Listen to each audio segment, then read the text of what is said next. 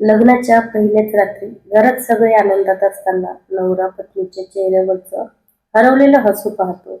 तिच्या डोळ्यातील भीती आणि मनातील वेदना त्याला सतत अस्वस्थ करत राहतात. ती त्याच्याशी नीट बोलत नाही. प्रत्येक प्रश्नाला फक्त हो किंवा नाही इतकंच उत्तर देते. काही दिवसांनी योगायोगाने तिची जुनी डायरी त्याच्या हातात लागते. पण तो तिची परवानगीशिवाय ती वाचत नाही. उलट ती स्वतःच एक दिवस रडत रडत सांगते की हे लग्न तिच्या इच्छेविरुद्ध झालं. तिला दुसऱ्या आयुष्याची स्वप्न होती, पण घरच्यांच्या दबावामुळे तिला होकार द्यावा लागला. हे ऐकून नवऱ्याच्या पायाखालची जमीन सरकते. क्षणभर त्याचं स्वतःचं मनही तुटतं, कारण ज्याच्यावर तो मनापासून प्रेम करू लागला होता, ती स्त्री अजूनही त्या नात्याला स्वीकारू शकलेली नसते. पण तो रागाऐवजी शांत राहतो. तिच्यावर कोणताही हक्क गाजवत नाही. तिच्या मनावर प्रेम लादण्याचा प्रयत्न करत नाही. तो तिला फक्त एवढंच सांगतो, तुझी इच्छा नसताना मी तुला कोणत्याही नात्यासाठी कधीच भाग पडणार नाही. तू माझ्यासोबत फक्त सुरक्षित राहा. बाकी निर्णय तुझा असेल. त्याच्या या शब्दांनी ती अधिकच रडू लागते. कारण आयुष्यात पहिल्यांदाच तिला कोणीतरी तिच्या मनाचा विचार करणारा भेटलेला असतो. दिवस जातात तो तिच्यासाठी चहा बनवतो. ती आजारी पडली की रात्रभर तिची काळजी घेतो. घरच्या समोर तिचा सन्मान राखतो. तिच्या शिक्षणाची आणि स्वप्नांची जबाबदारी स्वतः घेतो.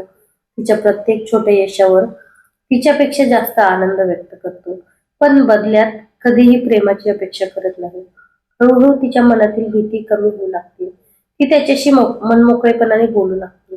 त्याच्यासोबत हसू लागते. त्याच्या अनुपस्थित त्याची आठवण येऊ लागते. एक दिवस ती स्वतःच कबूल करते की ज्याच्याशी जबरदस्तीने लग्न झालं त्याच माणसाने तिला आयुष्य जगण्याचं खरं कारण दिलं. प्रेम मागून मिळत नाही, तर विश्वास, आदर आणि संयमाने जिंकावं लागतं. हे तिला समजतं. आणि त्या दिवसापासून त्यांचं नातं फक्त नवरा बायकोचं राहत नाही, तर दोन जखमी मनांनी एकमेकांना दिलेल्या विश्वासाचं, सन्मानाचं आणि खऱ्या प्रेमाचं सुंदर उदाहरण बनतं. लग्नाला काही महिने झाले होते, पण त्यांच्या नात्यात अजूनही एक शांत अंतर होतं. आता ती त्याच्याशी बोलत होती, हसत होती, पण तिच्या मनाच्या एका कोपऱ्यात अजूनही जुन्या आठवणींची सावली होती. नवऱ्याला हे जाणवत होतं, पण तो कधीही तिला प्रश्नाच्या जाळ्यात अडकवत नव्हता.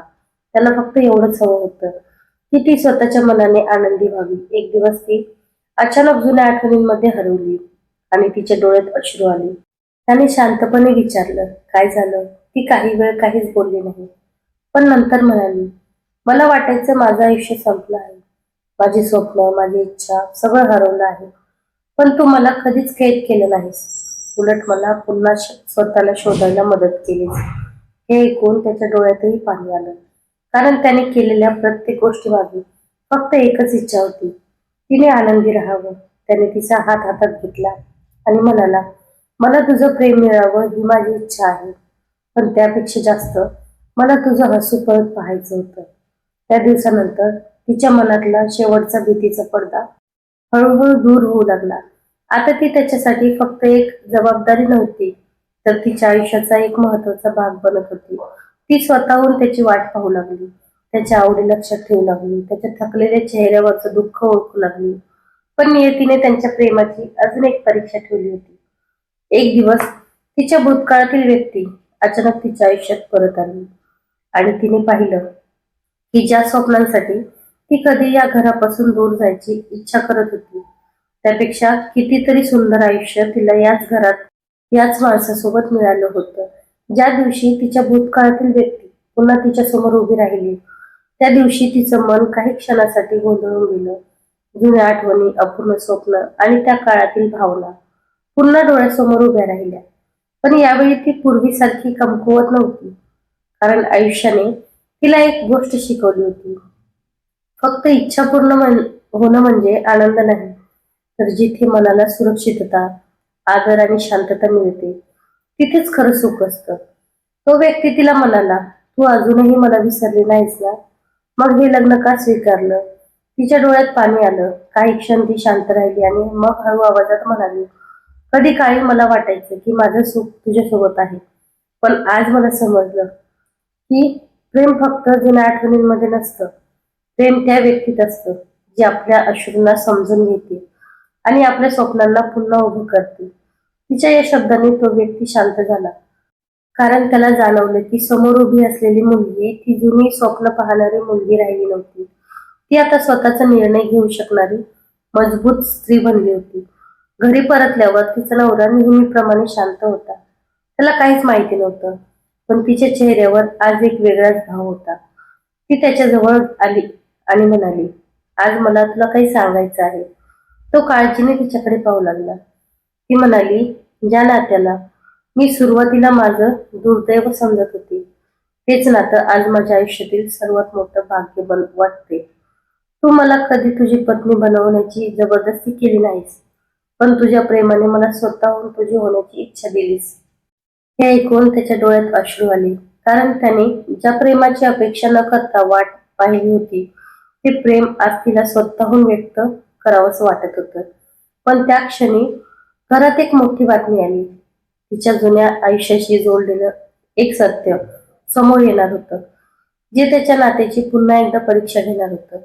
तिचं सत्य ऐकल्यानंतर नवऱ्याच्या मनात अनेक प्रश्न होते, पण त्याने एकही प्रश्न तिच्यावर ओझं बनवलं नाही.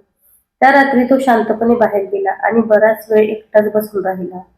त्याच्या मनाला दुःख झालं होतं, कारण ज्याच्यासोबत आयुष्याची सुंदर सुरुवात करण्याचं स्वप्न त्याने पाहिलं होतं, ती व्यक्ती अजूनही त्या नात्यापासून दूर होती. पण दुसऱ्या दिवशी सकाळी तो नेहमीप्रमाणे वागला.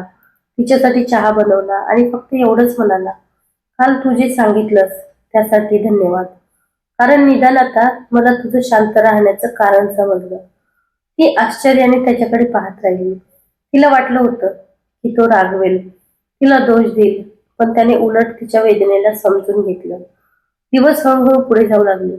आता तो तिच्यावर प्रेम दाखवण्यासाठी मोठमोठ्या गोष्टी करत नव्हता, तर छोट्या छोट्या गोष्टींमधून तिची काळजी घेत होता. ती थकून आली. तिच्या आवडीचं जेवण बनवणं, घरच्यांसमोर तिच्या मताचा आदर करणं, या छोट्या गोष्टी तिच्या मनावर परिणाम करू लागल्या. एक दिवस ती आजारी पडली. रात्री तिची तब्येत जास्त खराब झाली. तो पूर्ण रात्र तिच्या जवळ बसून तिची काळजी घेत राहिला.